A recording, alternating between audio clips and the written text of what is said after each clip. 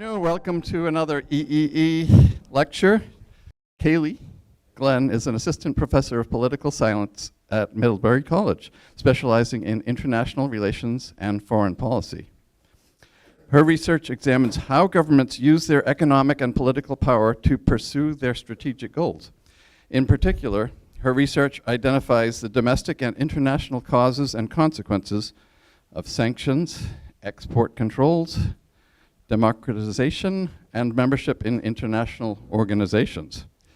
She is writing a book about the conditions that prompt government resistance to the imposition of targeted financial sanctions by the United States. She received her Ph.D. in political science from University of Wisconsin-Madison and joined Middlebury last summer. So let's welcome Caileigh Glenn. Thanks. Thank you.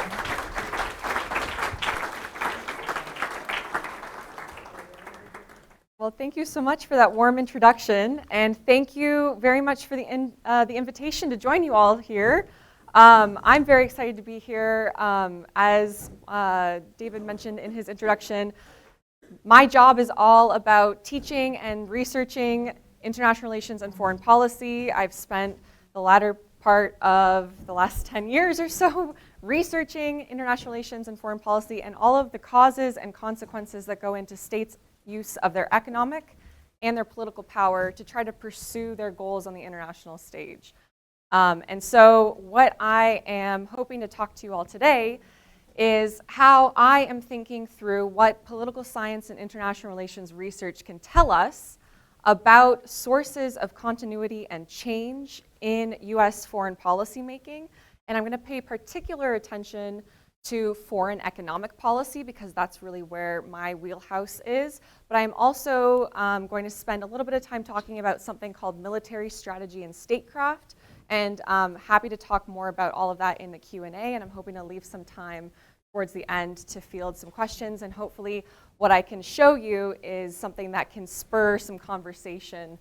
And it's not meant to go super in depth, but it is meant to be able to provide a broad overview of how political science can make sense of or help explain some of the things we might be observing in the world today.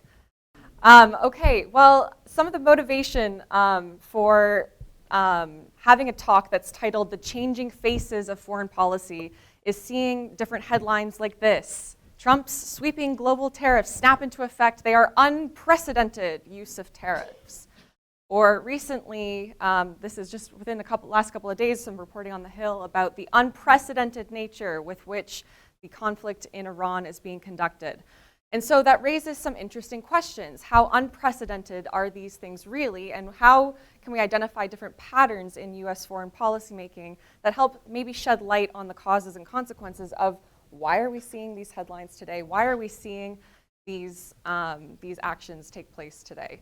And so what I'm hoping to present to you today is the following. I'm going to sort of give it a broad review or overview of some of the core economic policies and economic statecraft measures that the United States has used typically historically since really the end of the the end of the World War II and particularly through the Cold War.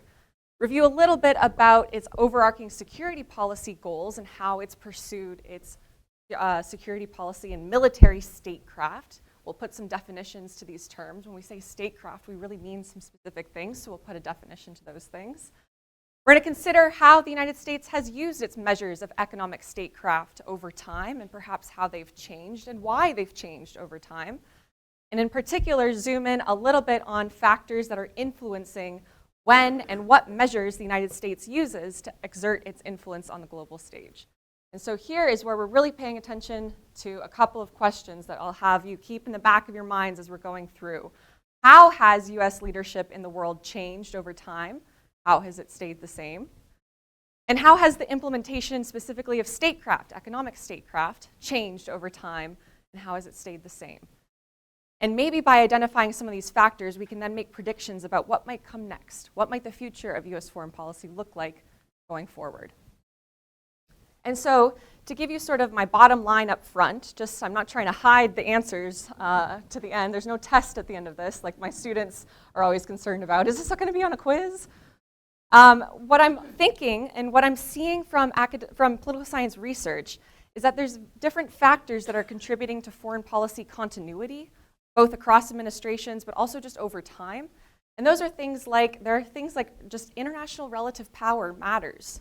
How much power the United States has relative to other countries is going to be a factor that factors into what measures the United States uses and what its goals might be on the international stage. The power of the US dollar, we'll talk about it. It's actually quite influential at both motivating the use of economic statecraft, but also shaping how other countries might react to the use of economic statecraft by the United States. And that's something that has stayed the same. We've also noticed something called path dependence of alliances. We'll put a definition to this idea of institutions. It turns out institutions tend to be quite sticky, meaning they hang around for a long time. Alliances are one of those institutions that hang around for a long time. And there's some interesting factors about how alliances might be shaping what the United States is doing today. Then there's some factors that political scientists identify as perhaps contributing to why we might be seeing some divergence in foreign policy, particularly on economic statecraft and military statecraft today. One of those things comprises domestic institutions. Maybe there's a relative change in how influential or how powerful domestic institutions are at constraining or enabling the executive branch to conduct certain foreign policy. We'll talk about that. Similarly, perhaps the decision makers themselves at the individual level have different preferences over what the US role in the world should be and how they're going to go about pursuing that. Perhaps that is a source of policy continuity. And then finally, there's some interesting research being done at cross-national movements, not just within the United States, but across different countries like Hungary, Poland, Turkey, where there's a rise in what's known as populist nationalist movements. We won't spend too much time talking about that in the talk, but I'm happy to chat about that in the Q&A. This is a source where we might be seeing shifting alliance structures because there's sort of this ideological affinity that's coming from a rise in populist sentiment from the ground up. So perhaps that's a source of policy change.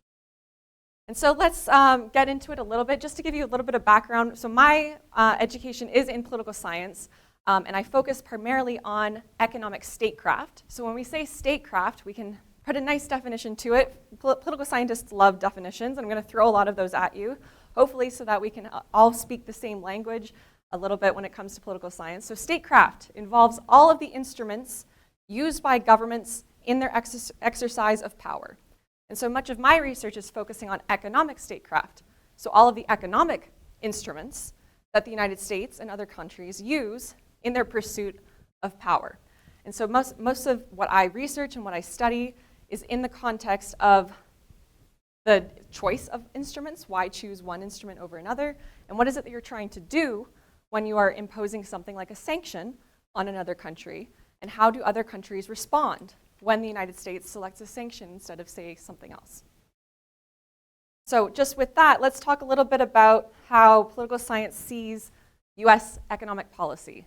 In general, I think we can make this claim that comes from Professor Daniel Dresner, who is at Tufts University. I'm borrowing some of his research here. But he proposes that there were sort of three eras of US global economic and financial governance. From the 1940s, particularly after World War II, until the 1970s, there was an era called embedded liberalism. We'll talk about what that means.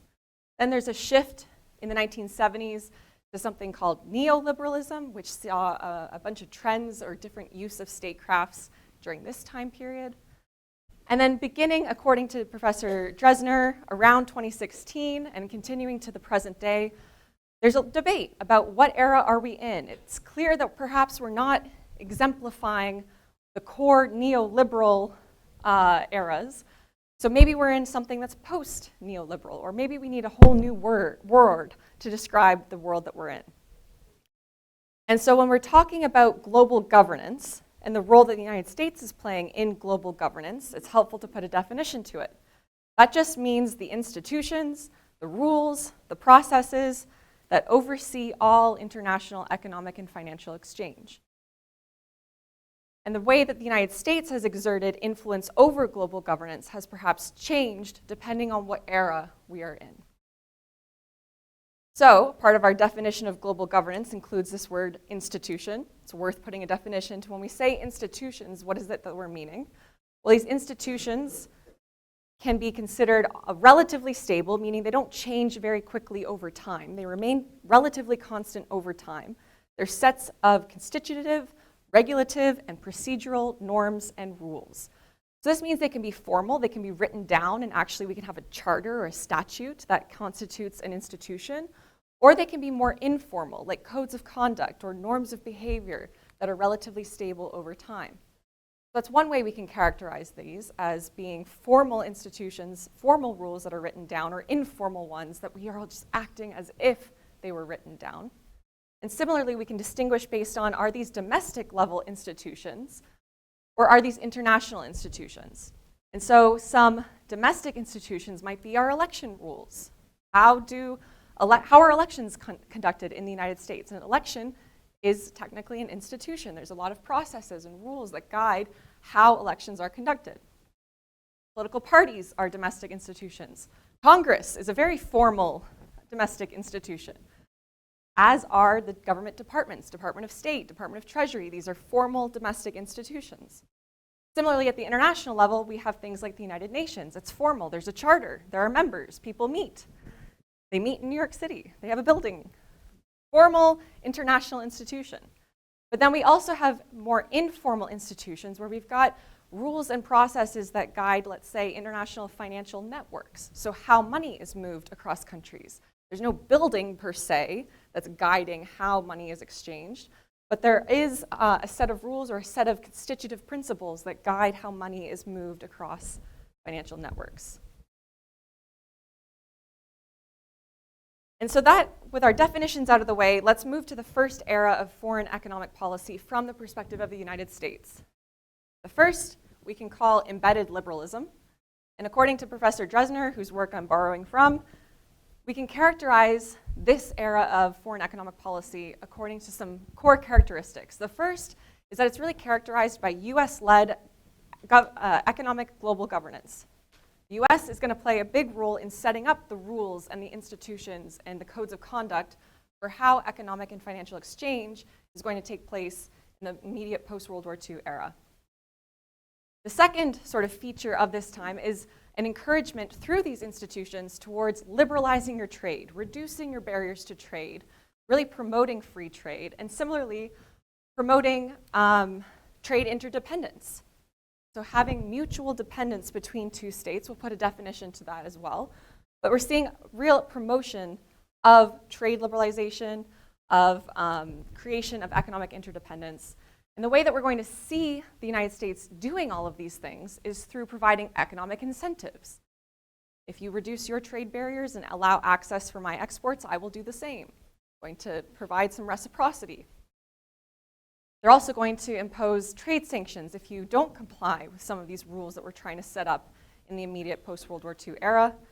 And we're seeing a lot, in this time, a lot of seeking out of other allies and partners to try to coordinate the efforts to liberalize trade and to create economic interdependence. And so when we say economic interdependence, what we mean is mutual costly dependence between two countries. If I am going to be affected by exports that you are providing from your country, and similarly, you are going to be affected by exports that I am providing to your country, we are mutually dependent on each other for those export markets.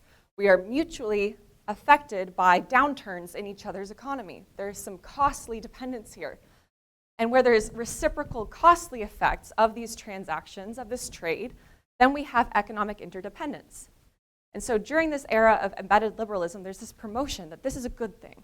If we have this costly reciprocal effects of transactions, then we are going to be mindful of how we are conducting our trade with each other, such that we are going to pursue mutual gains. We're going to do things that are going to benefit both of us instead of trying to put up trade barriers and try to be protectionist. So goes the logic. A lot of this economic liberalization and economic interdependence is facilitated and supported by the creation of brand new formal international institutions like the World Trade Organization or the International Monetary Fund or the World Bank. These are 3 big formal international organizations that are set up specifically to help facilitate global economic and financial governance. And at the helm of all of these institutions is the United States. Most of these are headquartered, they're physically located on US territory, which gives the United States a lot of sort of social power, where all the delegates have to come to the United States in order to attend the meetings. That's kind of a powerful thing. And a lot of the rules and a lot of the processes that these organizations adopt really reflect US preferences.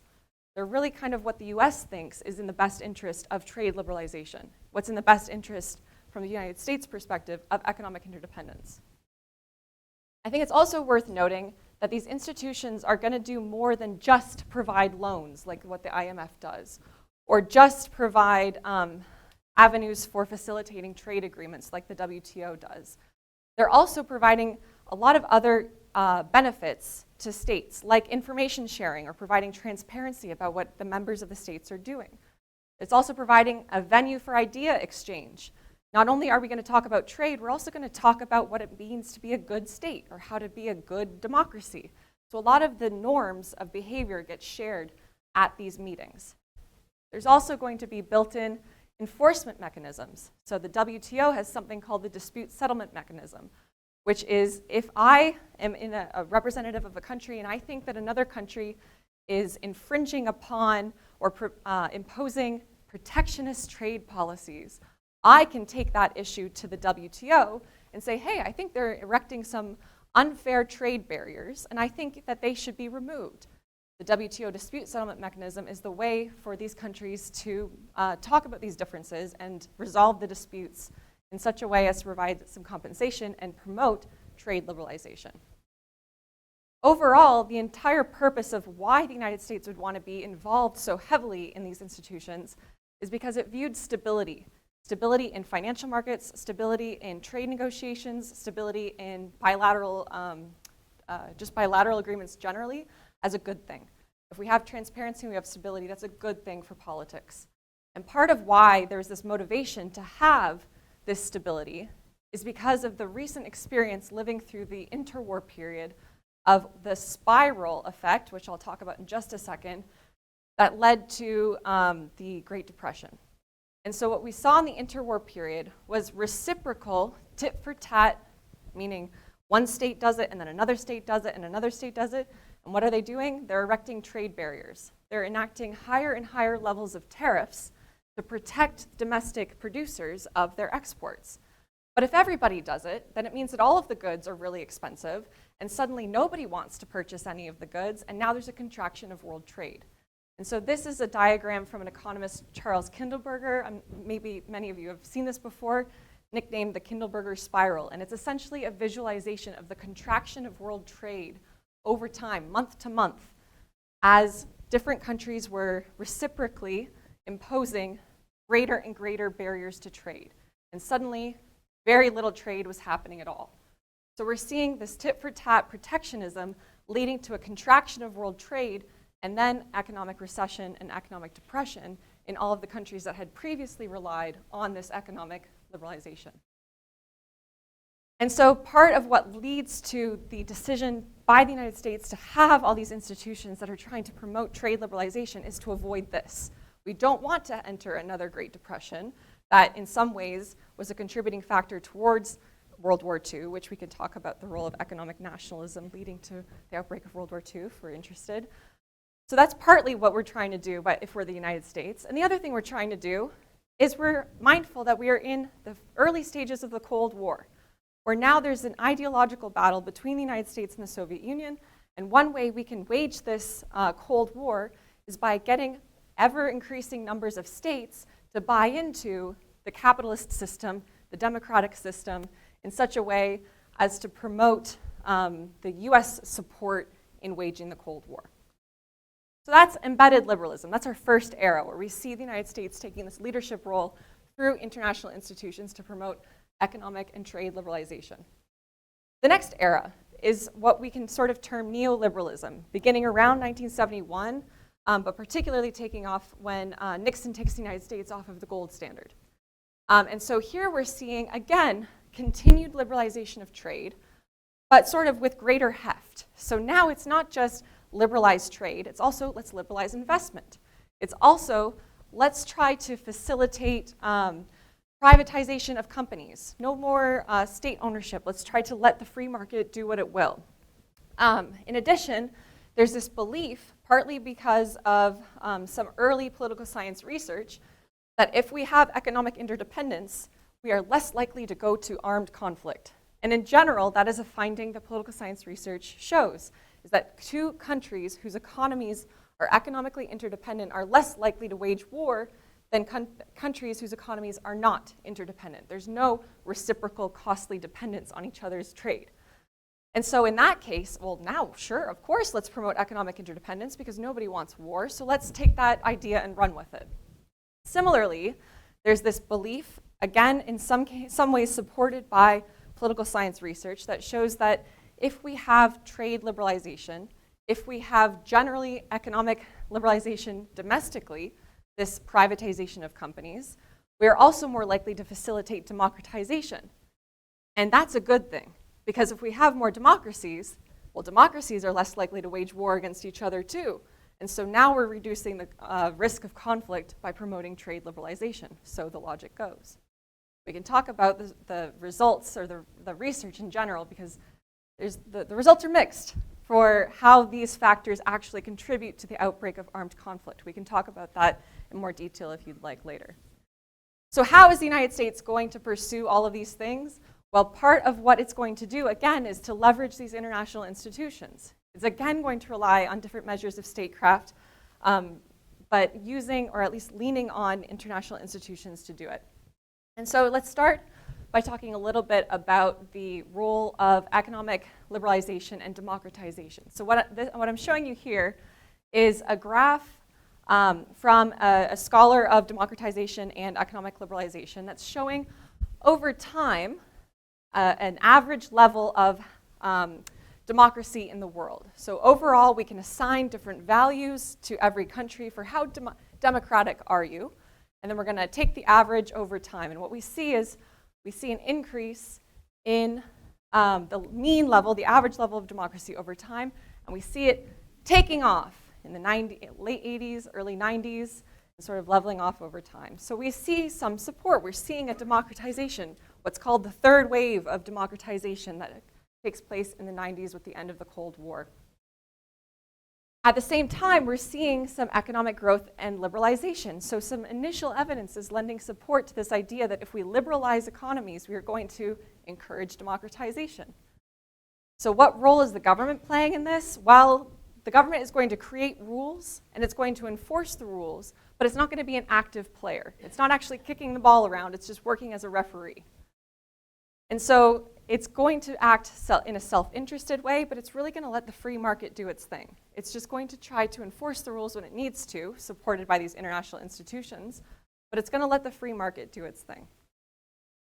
What we also see around this time, during this era of neoliberalism, is an explosion sort of US economic power relative to other countries. And part of that now seeps into concerns about relative political power. Because if you have a strong economy, well, that's one feature that contributes to how powerful of a country you are. How powerful your military is another. But if we see that we are concerned about a rising economic power like Japan in the late 70s and early 80s, well, now we're having some curious ideas, or at least some concerns about what does that mean for US political power? Will the United States be able to do what it wants to do in the world if there's another country that is an economic powerhouse? If all of a sudden, instead of using the US dollar, everyone wants to use the Japanese yen? What does that mean for the US place in the world? And so what we see in the late 1970s, early 80s is this real concern about the trade deficit between the United States and Japan. If we are seeing Japan as a rising economic and financial powerhouse, what does that mean for its political power? And so partly as a result of this observation of a rising power and relative power shift, the United States responds by putting political pressure on Japanese leadership to adopt voluntary export controls. So asking the Japanese leadership to restrict how much of its exports it's actually sending to the United States as a way of essentially trying to protect domestic producers in the United States from Japanese trade. The other concern, though, as sort of exemplified by these Time magazines, is it's not just about the trade deficit, it's also about their technological advancements. We've got Sony radios, we've got computers coming out, we've got senators on Capitol Hill in the 80s smashing Toshiba radios, which I'm not sure if any of you remember this, but the pictures are fantastic. We've got actual sledgehammers being taken to Japanese technology because it's a symbol of this waning relative power. The United States is outpacing the technological advancements of the United States, and that is a threat that needs to be addressed. And so partly how the United States addresses it is through economic statecraft measures, things like pressuring for voluntary export controls, things like pressuring different technological trading arrangements. We're not going to share technology advancements with Japan during this time. The other thing that's happening around this time, in contrast to sort of trying to restrict trade with Japan, is we're trying to open the economy with China. We're trying to facilitate China's entrance into the World Trade Organization and facilitate China's entrance into being a player in the global economy. And so we see Nixon going to China, and then we see China eventually joining the WTO as a formal member. So again, using these international institutions to try to pursue this trade liberalization now with China. Similarly, we're seeing the negotiation of lots of preferential trade agreements, like with NAFTA, which Mexico eventually joins in 1994. But all through all of this economic liberalization promotion and integration promotion, there's also an awareness of vulnerabilities that are coming out of this. One of the vulnerabilities is just free riders in the international system. There was some concerns that Japan was being a free rider. It was able to focus by protecting its domestic industries and then continuing to sell all of its goods and advance really quickly technologically. There's also some vulnerabilities that are made very apparent during the OPEC oil crisis. How vulnerable is the United States to the whims of the states who are the major oil producers? That's a cause for concern from a political standpoint. So this foreign leverage, there's an awareness that other countries are developing leverage or have leverage over the United States. Similarly, on the US financial power side, what we're seeing is still, again, very similarly to economic power, this dependence on international institutions and creating the rules of the system to help facilitate the promotion of the US dollar on international markets. And so during this time, we really see the importance of US dollars in international transactions. Most transactions that take place in the world today are conducted using US dollars, even if there's no American involved and there's no American bank involved. Kind of fascinating to think about. That's the power of the US dollar. And so part of what's happening during this time is the promotion of the US dollar on international markets. But the US didn't really have to promote it super hard because the stability of domestic markets is just so attractive to any other actor that's trying to invest or trying to conduct transactions. Stability of the US dollar makes it an attractive currency with which to do business with. Many states also adopt the US dollar as a reserve currency, so they are holding a lot of state assets in dollars. At the same time, though, what we're seeing, again, are these vulnerabilities. Well, if everybody wants to use the US dollar because it's so stable, it's such an attractive currency, well, that also means the so-called bad actors, terrorist organizations, money launderers, drug traffickers, they might also want access to the US dollar. They might also want to conduct their business in dollars. And what does that mean for the stability of the US financial system?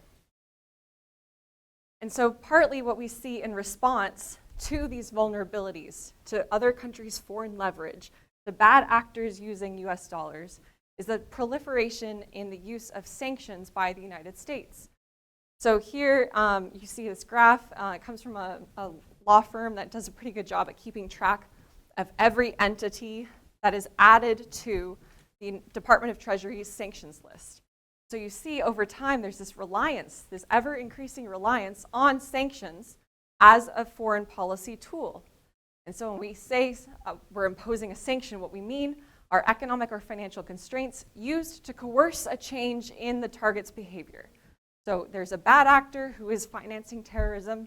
We are going to sanction you such that you do not want to finance terrorism anymore. So the logic goes. And again, these sanctions are just one type of economic statecraft, the use of economic or financial instruments to exercise power, going back to our earlier definition of statecraft writ large. And this is where my research really focuses on. This is where I spend a lot of time thinking.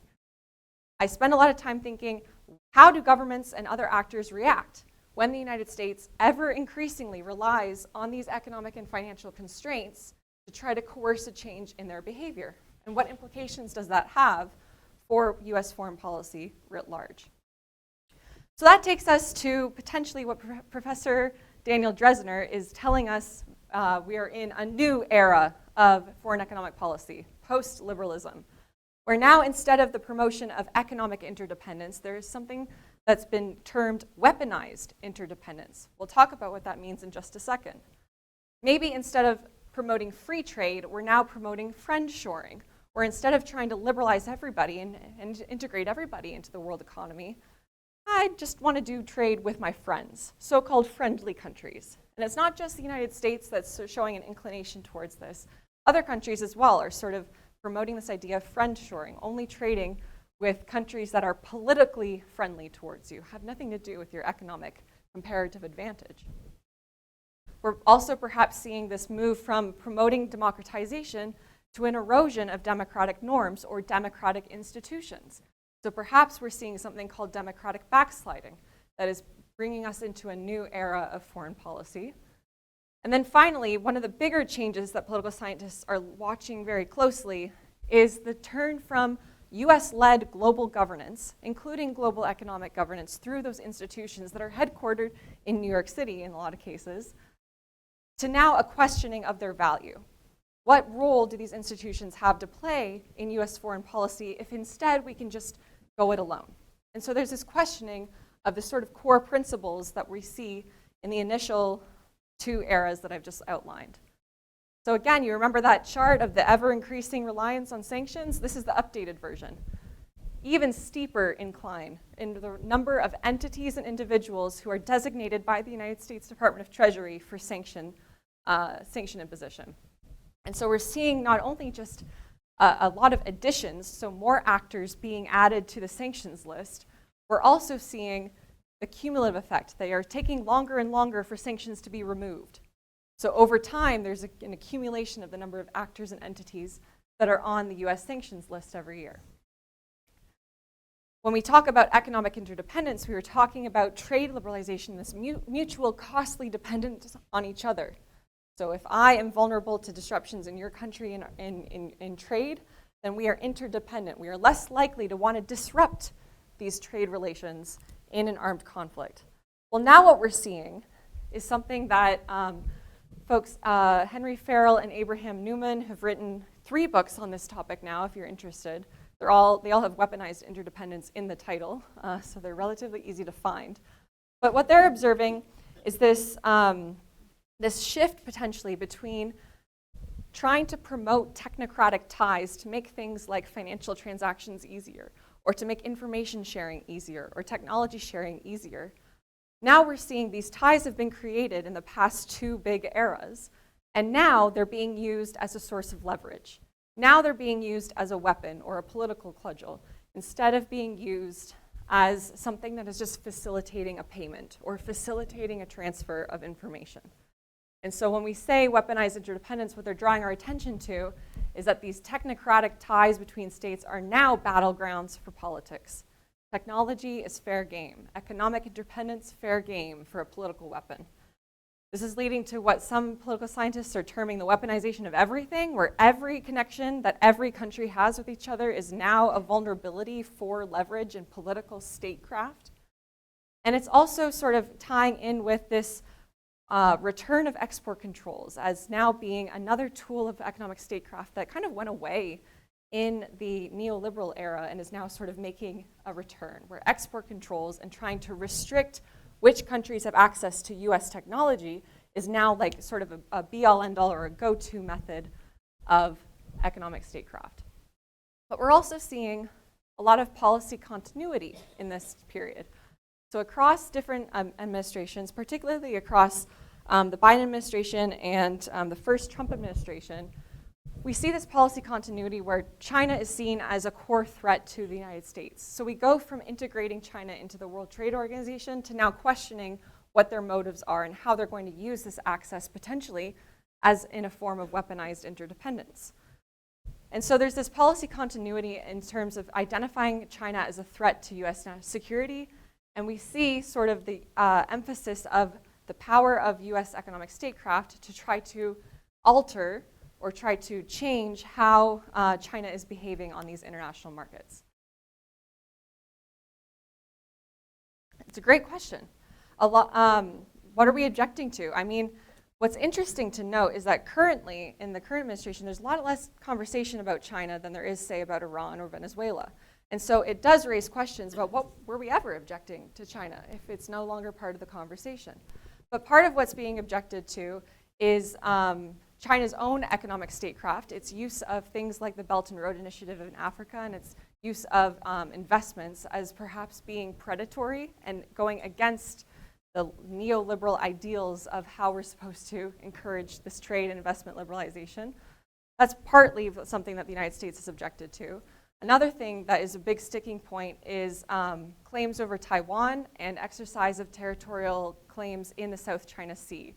And so that's something that the US continues to conduct naval patrols as a way of demonstrating its displeasure with claims that China is making over different territorial islands in the South China Sea. We can talk a little bit more too about like how much of a concern for US core interests is this? What should the US do about this? It's open to debate, but there's policy continuity over the identification of China as a rising power, thus threatening US standing in the world. Does that make sense? And so one way that we see this continuity expressed in statecraft is in the use of export controls specifically aimed at restricting technology transfer to China. And things that are pretty innocuous, like CNC machines. Has anyone are familiar with CNC machines? If you do anything with engineering or manufacturing, you've probably heard of a CNC machine. It's a really fancy machine that's really expensive and really big that can cut metal into very small things in very detailed ways. Kind of innocuous, but because it can be used to produce weapons materials, or because it can be used to produce things that can go into better and better manufacturing of weapon systems, it's being restricted, and the United States is not allowing any citizens to transfer any trade of these things, these CNC machines, to China. So a lot of continuity in what items are being restricted for sale to China specifically. Where we're seeing policy change, I kind of previewed at the very start of the talk, and we maybe lost it here, but where we're seeing change is in the use of tariffs. That has been something that this current administration has changed quite dramatically from traditional uses of tariffs as now a tool of economic statecraft, whereas before it was really a tool of foreign economic policy. What do I mean by that difference? Well, foreign economic policy, the purpose is to enact some sort of economic goal. We're trying to remedy a trade disruption, or we're trying to remedy how the value of a good such that we can protect domestic producers of it in favor of their competition with foreign goods that are similar. Instead, what we're seeing is the use of tariffs to try to coerce a change in the behavior of the government such that the government will come to the United States or meet with the United States to negotiate over something totally unrelated, perhaps, in many cases, to the actual tariff itself. I'm not sure if we're going to be able to connect, but something I was going to show you was the actual formula that they use to calculate the tariffs. Oh, you want to see it? Oh, they want to see the formula. But that's another source of policy change is in the use of tariffs. And what I'll then go on to talk about, and again, we can go back. I'll show you the formula, don't worry. But some of the implications of this is how other governments and other countries are responding to the use of tariffs in such a broad way. So the way that tariffs are typically imposed is that they are imposed on individual goods. And so an individual good can get so specific as to mean like sparkling wine from France gets this tariff rate, whereas sparkling wine from another country gets this tariff rate. But still wine, so wine that's not sparkling, is tariffed at a totally different rate. So all of the tariffs are negotiated by good, and it can get very, very specific. But the way that the current tariffs are being imposed is blanket, national. All goods from this country are tariffed at X%. And that is really a change from how tariffs, as determined by the WTO in the immediate post-World War II era, that's really how they were conducted, is good specific. Now we're seeing it's country specific. All goods from this country are going to be tariffed at a certain rate, trying to pursue a political behavior. And one thing that we're seeing in response to this is how other countries are responding with their own version of economic nationalism. So I don't know if anyone's traveled to Quebec or visited Canada recently. If you've wandered into a liquor store and you've looked for some Kentucky bourbon, you might see that the shelves are empty. Instead, there's signs in many liquor stores that say, buy Canadian instead. Or if you go into a grocery store, something that I've seen too is you'll see a lot of products have a bright red maple leaf. This is Canadian. These are Canadian peanuts. These are not Canadian peanuts, so buy the Canadian ones.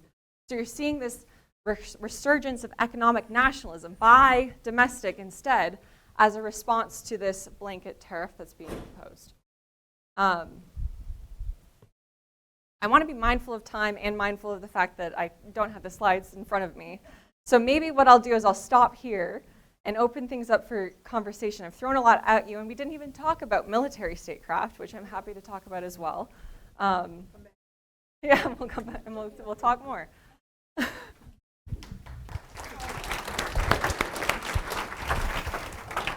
Okay, yeah, I apologize for the technical issues. Oh, that's it looks okay. like I think we lost the internet again. Is Zoom not connected then, Kathy? Okay. Oh, okay. Let me So see maybe if I if we can connected- reshare them now. Join again or something. I'll work on this, but I can multitask. Anyway, yeah, question. I'm sure that we have questions here in the audience, so we'll start. Why don't we start over there with Linda?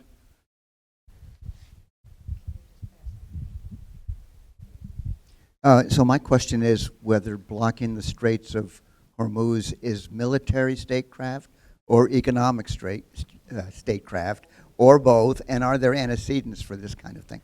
That's a great question. So what's interesting is Iran has a lot of leverage. Turns out, if you read anything about weaponized interdependence, what I mentioned, these formerly technocratic ties between states are now battlegrounds for politics.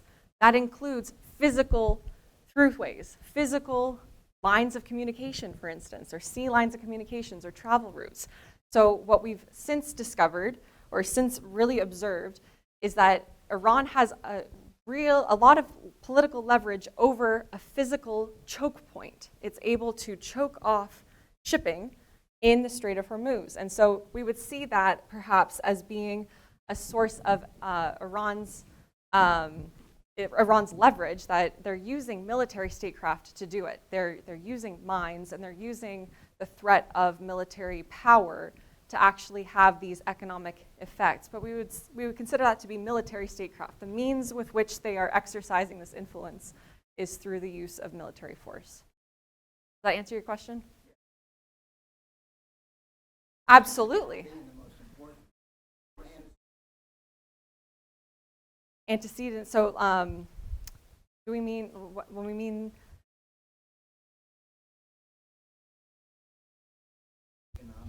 So Kelly, if you could kind of repeat the question, because people can't hear if there's no microphone. Oh, sure. Yeah. Okay. So the question is regarding Iran's leverage over the Strait of Hormuz and the extent to which they are using military force that has economic effects, and whether there are other measures of military statecraft that have similar economic externalities.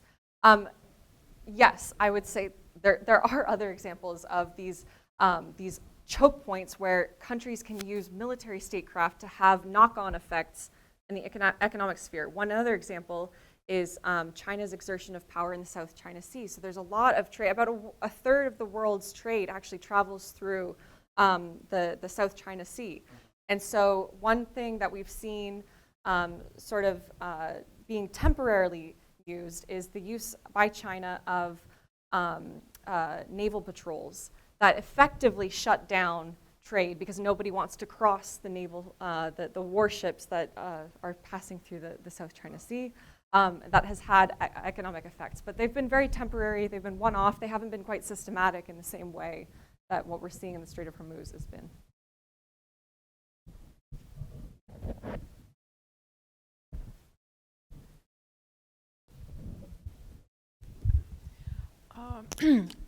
Yes, President Trump has said or implied that America was being terribly abused over tariffs with the rest of the world. Is there a grain of truth to that? He needs it. Yeah, no, I mean, so certainly when we are thinking about motivations for imposing things like tariffs to remedy economic externalities, certainly there's observations that we can make that across different industries and across different bilateral industrial trade, for instance, there are observable. Let me. Yes. So it's the answer is mixed. So the reason it's mixed is because the trade deficit is not an indication of anything other than supply and demand. If I really want French wine and French cheese, there is very little you can charge. Like, you can charge me a lot and I will still want my French wine and my French cheese. No amount of tariff is going to make me want to buy the American wine or the American cheese. I'm totally making this up. I love Vermont cheese. But that just sort of some good. So when we are looking explicitly at the trade deficit, and actually I'm glad the slides came back, when we're looking just at the trade deficit, we're discounting individual preferences. If I really like my French wine, well, America can't make French wine. And so if you're tariffing it, it's not because the French are doing something unfair, it's because domestic consumers really want the foreign product. And so if we're looking just at the trade deficit, we're obscuring comparative advantage. But the other thing that we're doing is when you actually look at the formula that the US Trade Representative was using to decide what level of national tariffs are going to be imposed, they don't include services. They don't include service trade, which is a big blind sight because most US exports are actually in the service sector. They're not in exporting goods. Most of what like Apple, Microsoft, most of the big companies are exporting services. Most of the banks, they're providing financial services. There's a lot of value that's being traded in the services sector that is not being accounted for when they were using this formula to calculate the national level trade. So that's another thing to keep in mind. So that's sort of why I was hesitating, because the trade deficit is a very abstracted measure that is missing comparative advantage. It's not accounting for the services trade. And it's perhaps obscuring the value of different industries and different sectors. Does that make sense?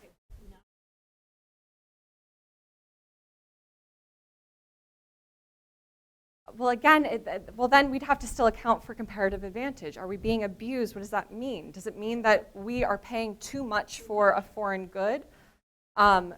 It varies by sector. And there's also different countries that have comparative advantage in just one export. So if we think Taiwan and semiconductors, what else are we buying from Taiwan? Very little. It's really just the semiconductors. And so how do we value that? And so that's why I hesitated, because sure, there's truth to it, but we really have to be specific about what is it that we're calculating and what is it that we're valuing and accounting for when we're considering, are we being taken advantage of? If we're not accounting for our individual preferences, well, that's a big blind spot, perhaps. I'm deferring to the microphone runners for the questions. Oh, she did? Okay.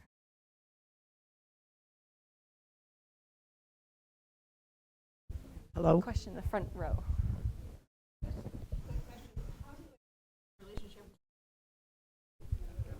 They don't think like we do, you know. With Vietnam? Yeah, because everything you buy now says made. How do we explain the U.S. trade relationship with Vietnam? because the observation is that a lot of things that we can buy here in America say made in Vietnam in that. The other thing that we didn't have time to talk about is something called rules of origin. Again, not to get too technical, but there's a lot of ways that we are pricing tariffs that are either obscuring or discounting transshipment of goods. So things that were initially they start in one country, then there's some value added in Vietnam, and then Vietnam is exporting something and slapping a made in Vietnam sticker to here. So I guess my answer is it's complicated. So I'm not sure beyond any more specifics about what you're seeing in the U.S.-Vietnam relationship. I'm not sure what other how I can help add clarity to that. I just think that because there's very few things that are just coming from one country ever. There's lots of things that are taking inputs from lots of different countries, and then the final place of origin is often what gets tariffed. Does that answer your question? No? Maybe we could follow up.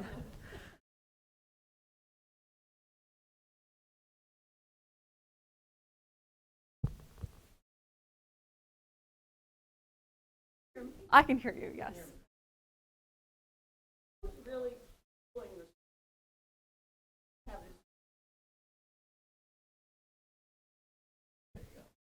We have this huge wealth gap in this country. We have a big obvious difference around the world from one country to another. We have the rise of the oligarchs. Who's actually pulling the strings? I mean, the tariff decisions by the leadership in this country, who's actually benefiting from all of this? And how does that fit into this whole question? Yeah. That's a good question, and I kind of anticipated it a little bit because there's some political science research that's trying to disentangle this specifically. So part of where I would end my talk by what's coming next, what's the future of foreign policy, going back to what Professor Daniel Dresner would say is we're in this post-neoliberal era where we're questioning the value of international institutions because they do infringe on sovereignty. They do restrict what an individual government is permitted to do under normal standard operating procedures. And we're seeing a lot of concerns, again, about other countries exerting leverage, like Iran in the Strait of Hormuz, and how vulnerable are we here in America to other countries exerting this type of economic statecraft. And so one response has been to insulate, to try to impose protectionist tariffs in response to some of the external leverage. But another thing that folks are paying attention to, and this is recent research that just came out last year, is making the case that perhaps we're moving to an era, so-called neo-royalism, where instead of having state-led international institutions, now what's really pulling the strings, or what's really driving foreign policy, not just in the United States, but in lots of countries, is the networks between political leaders across different countries and their relationships and how their personal and professional relationships might be reinforcing or constraining each other in different ways. And so that's something the political scientists, Abe Newman and Stacey Goddard, have coined this neo-royalism.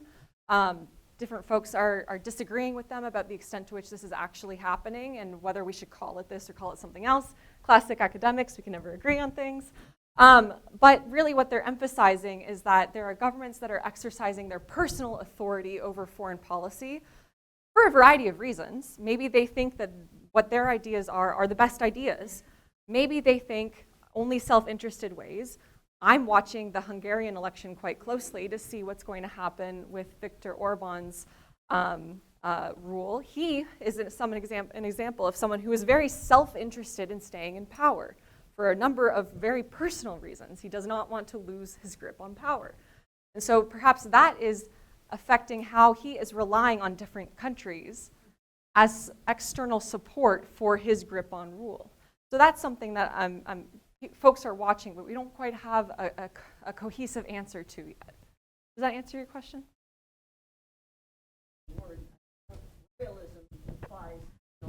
Empires. Yeah. Yeah. The tariff money. Sorry? Tariff money. Money. how is that handled? Because I know from following local matters that you have tax increment financing that bypasses normal democratic processes, and police civil forfeiture bypass democratic processes. It occurs to me that Trump might be enthusiastic about tariffs because it creates a big pool of money that's outside the oversight of Congress, and he's just using that as a personal slush fund. Yes. So again, I sort of tried to anticipate this a little bit, perhaps. Tariffs are explicitly taxes, and taxes are explicitly in the Constitution as being under the authority of Congress. And so already we have domestic institutions that are butting up against what we're observing in practice, where the president and the executive branch is actually imposing the tariff. So that's one sort of source of contention. But to your broader point regarding like maybe there's other motivations beyond we're getting the unfair short end of the stick in our trade relations, maybe I want to get very quickly essentially a regressive tax that all of us pay because it's imposed on consumer goods that we buy, and now that tax is collected at the border such that we now have a big influx of tax revenue. So that is certainly how tariffs are collected. When the good crosses the border, the value of that good and its place of origin is determined, and at the point of, or at that moment where it enters the border, that's when the tax is being paid. That cost is then passed on to consumers in the form of price hikes. And often what we see is that domestic producers see, oh, the foreign price is up here and my price is down here. Well, I can just raise my price to just below the tariffed price foreign good, and now I can make a little bit of I can make a buck. And so what we see consistently after tariffs are imposed is that prices for domestic and foreign goods increase, and they stay the same over time, even when the tariff is removed. So that's sort of a knock-on effect, a consequence of having something like a tariff. In the meantime, we've got tariffs that have been paid for over the last year and a half that the Supreme Court has struck down under IEEPA, which is one of the authorities that the president used to impose the tariffs. They ruled that those tariffs were illegal. There was no emergency that warranted the imposition of the tariffs. So now the question becomes, how do we compensate all of the consumers who had to pay the tariff at the time that it entered the country? That's a mess. I do not envy anybody who has to figure that out. The response has been, well, the authority still rests in something called Section 201 tariffs, and Section 501 tariffs. So it remains to be seen how those are actually going to be compensated. But to your broader point, yes, this is a tax. It's a very quick way of getting revenue.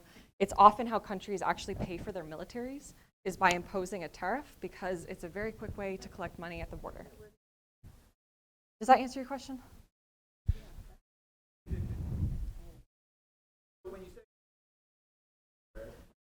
Taxes are.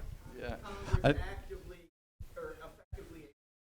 Maybe you can ask Dr. Glenn afterwards. I think it's time to wrap. Sorry. And I need there are to a lot of questions still out there, but are you willing to? I'm willing to hang out afterwards, absolutely. Yeah, this is so fun.